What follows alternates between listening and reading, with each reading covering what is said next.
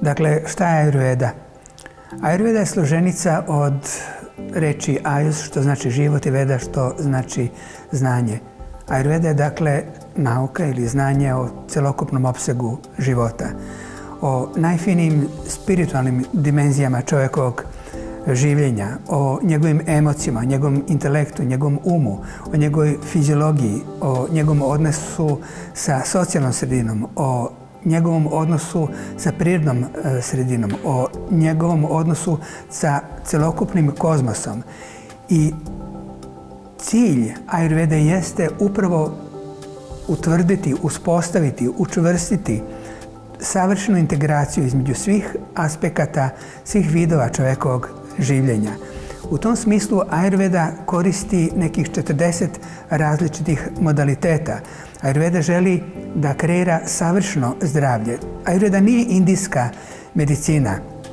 Naravno, postoji i taj medicinski aspekt Ajurvede kada se osoba razboli, ona dođe na pregled, vaidija, druga reč za lekara Ajurvede ili konzultant Ajurvede, opipa čovjeku puls, koristi jedan od mnogih dijagnostičkih postupaka, utvrdi neravnoteže i onda primjenom različitih aspekata Ajurvede uspostavlja izgubljenu ravnotežu.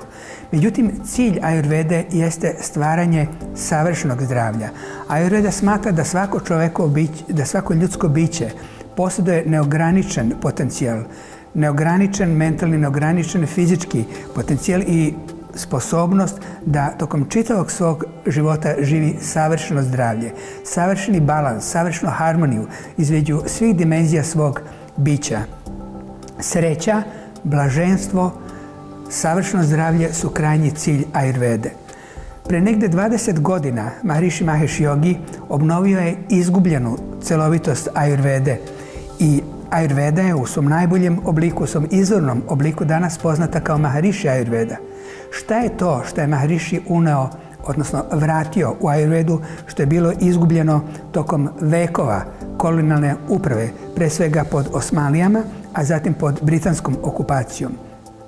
Dve ključne vrednosti Ajurvede, a to su elemenat svesti i pulsna dijagnostika, bile su gotovo u potpunosti zaboravljene i očuvane samo u uskom krugu porodica tradicionalnih ajurvedskih lekara koji su ovo dragoceno znanje prenosile sa oca na sina, sa oca na sina ili sa majke na ćerku, sa majke na ćerku. Jednako i muškarci i žene praktikuju Ajurvedu jednako uspješno. Postoje veliki lekari Ajurvede i u ženskoj liniji i u muškoj liniji.